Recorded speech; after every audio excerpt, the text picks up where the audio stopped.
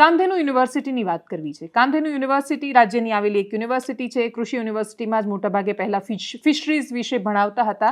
આપણી દુવિધા એ છે કે આપણી પાસે આપણે ખૂબ ગૌરવથી કહીએ છીએ કે રાજ્યનો સૌથી વિશાળ લાંબો 1600 કિલોમીટરનો દેશનો આપણી પાસે દરિયા કિનારો છે, પણ એનો આપણે ઉપયોગ શું કરીએ છીએ? એટલે હું ખૂબ વર્ષો પહેલાં પોંડિચેરીને ત્યાં ગઈ ત્યારે મેં જોયું હતું કે ત્યાં પણ એ યુનિવર્સિટીઝ છે કે જે ઓન ગ્રાઉન્ડ મરીનના બધા કોર્સીસ ચલાવે છે, પણ આપણે ત્યાં મરીન વિશે ભણાવવામાં એક તો ઓલરેડી બહુ મોડું કર્યું અને ફિશરીઝમાં જેટલી વેકન્સી હોય છે, જગ્યા હોય છે, એ નથી ભરવામાં આવતી. કામધેનુ યુનિવર્સિટી એક જગ્યા બહાર પાડી. સિનિયર રિસર્ચ આસિસ્ટન્ટ એનની પોસ્ટનું નામ હતું. ક્લાસ 3ની આ જગ્યા હતી. 18 સપ્ટેમ્બરે પરીક્ષા લેવામાં આવી. સીન એ થયો કે પરીક્ષામાં જે પેપર પૂછાયું એ પેપર લગભગ એકાદ વર્ષથી એ જ યુનિવર્સિટીમાં પરીક્ષાનું મેનેજમેન્ટ ને બાકીનું બધું કામ કરતા પ્રોફેસર, જે મૂળ રૂપે હિંમતનગર પાસેના છે, એમણે આખું પેપર એક વર્ષ પહેલાં પોતાના બ્લોગ ઉપર અપલોડ કરેલું હતું. એક વર્ષ પહેલાં જે પેપર ઓનલાઈન ઉપલબ્ધ છે એ પેપર પર પરીક્ષા થઈ રહી છે ને ગજબ વાત. પણ છતાંય થઈ પરીક્ષા.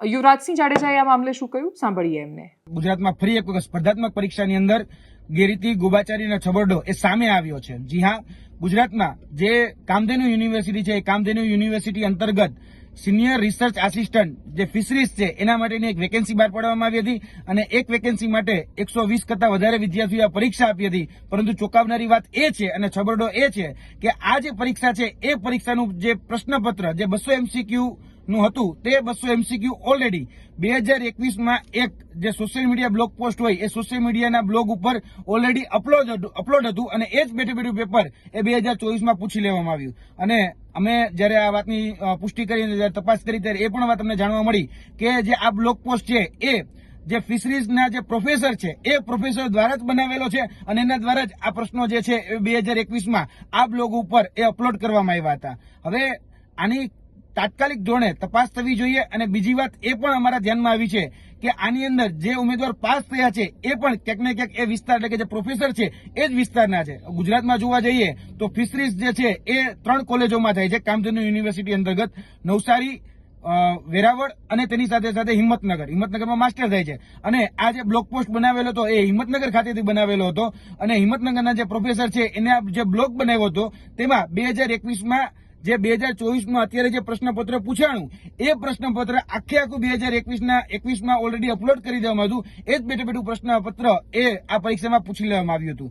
એટલે ક્યાંક ને ક્યાંક શંકા ઘણી બધી જે રહી છે અને જે વ્યક્તિ પાસ થઈ રહ્યા છે એ પણ ક્યાંક ને ક્યાંક હિંમતનગર સાથે સંકળાયેલા છે એવું અમને જાણવા મળ્યું છે. તો તાત્કાલિક ધોરણે મત્સ્ય અને પશુપાલન મંત્રીને પણ અમે વિનંતી કરીએ છીએ કે આની નિષ્પક્ષ તપાસ કરવામાં આવે અને સચોટ તપાસ કરવામાં આવે અને તેની સાથે સાથે ગુજરાતના મુખ્યમંત્રી પણ આની ઉપર તાત્કાલિક ધોરણે સંજ્ઞાન લે અને આની ઉપર પણ તપાસના આદેશ આપે જેથી કરીને સત્ય અને તથ્ય શું છે એ સામે આવી શકે. કેમ કે આ જે પોસ્ટ છે એમાં લગભગ મને ખ્યાલ છે ત્યાં સુધી 50,000 જેટલો પગાર છે અને એક જવાબદારી વાળી આ પોસ્ટ છે. તો જવાબદારી વાળી પોસ્ટ ઉપર કોઈ ગેરરીતિ કરીને તો આ સિસ્ટમની અંદર આવી નથી જતો, કોઈ જગ્યાએ છીંડાતો નથી. અને 2021નું પ્રશ્નપત્ર જે ઓલરેડી અપલોડ થઈ ગયેલું છે એ ફરીથી પૂછવાનો ભાવાર્થ શું અથવા તો એનો ઉદ્દેશ્ય શું એમને નથી સમજાતું. તો તાત્કાલિક ધોરણે આના ઉપર મુખ્યમંત્રીએ પણ સંજ્ઞાન લઈ આની ઉપર તપાસના આદેશ આપવા જોઈએ. જ્યાં સુધી તપાસ પૂર્ણ ન થાય ત્યાં સુધી ન તો નિમણૂક આપવી જોઈએ. એનાલિસિસમાં અત્યારે બસ આટલું જ. જો આપ અમને યુટ્યુબ પર જોઈ રહ્યા છો તો સબસ્ક્રાઇબ કરો, ફેસબુક પર જોઈ રહ્યા છો તો ફોલો કરો, અમારા વિડીયોને શેર કરો અને સૌથી મહત્વની વાત, આ દેશ આપણા સૌનો છે. એને સાચવવાની, એનું જતન કરવાની જવાબદારી આપણાથી છે. નાગરિક થકી દેશ બને છે. રસ્તા પર કચરો ન ફેંકીએ, પ્લાસ્ટિક ન ફેંકીએ, ગંદો ન કરીએ, થૂંકીએ નહીં. નમસ્કાર.